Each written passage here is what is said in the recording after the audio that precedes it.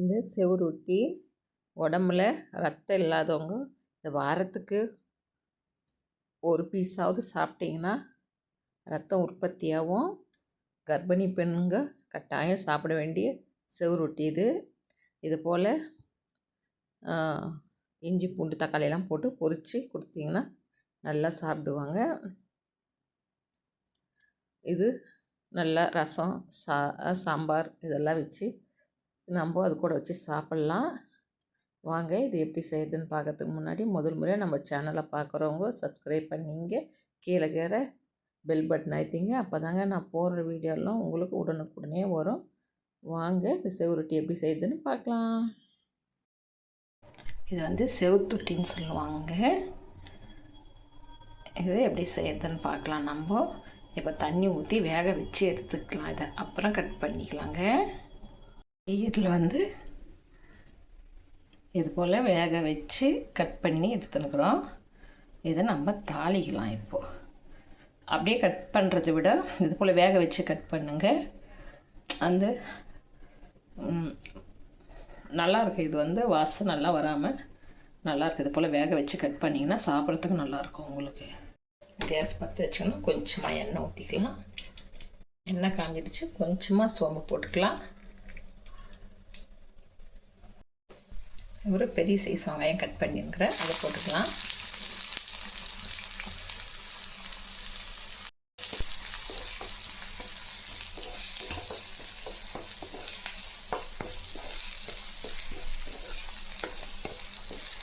நல்லா பொன்னிறமாக வதக்கலாம்.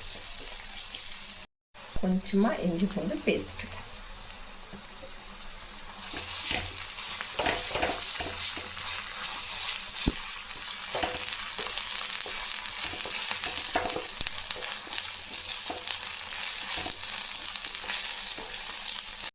கறிவேப்பிலை,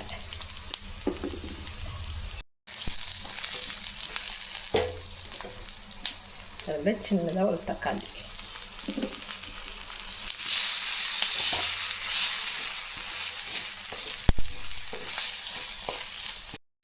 நல்லா வதங்கிச்சுங்க.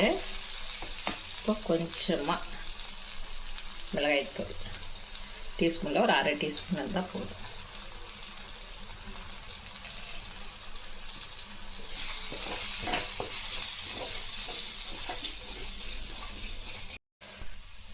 குட்டி டீஸ்பூனில் ஒரு 3/4 டீஸ்பூன் உப்பு,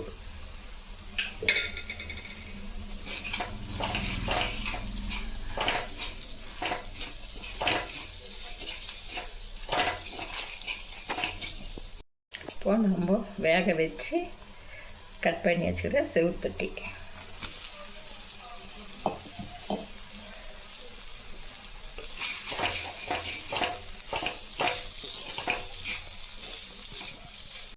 இதில் கொஞ்சமாக தண்ணி சேர்த்துக்கலாங்க. நிறைய சேர்க்கக்கூடாது.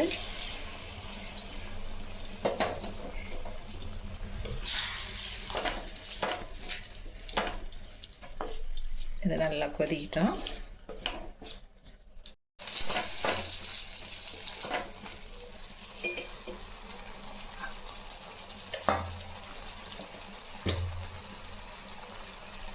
இதில் மிளகுத்தூள் கொஞ்சம் போட்டுக்கலாம்.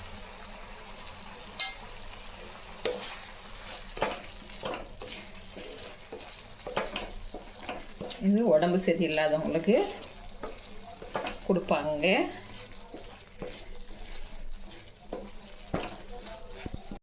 ஒரு கர்ப்பிணி பெண்ணுங்க வாரத்தில் ஒரு நாளைக்காவது சாப்பிட்ணுன்னு சொல்லுவாங்க டாக்டருங்க.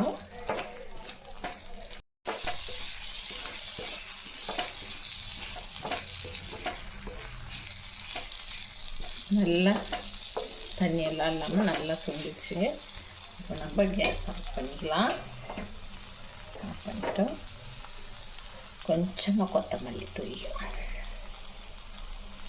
அவ்வளோதாங்க.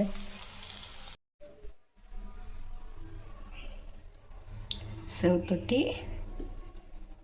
பொரியல் ரெடி ஆயிடுச்சுங்க. இது நம்ம சாம்பார் வச்சு தொட்டு சாப்பிட்டுக்கலாம். கஞ்சிகள்லாம் ரொம்ப சூப்பராக இருக்குங்க. இது நீங்களும் ட்ரை பண்ணி பாருங்கள். நம்ம இன்னொரு சமையல் வீடியோவில் சந்திக்கலாம்.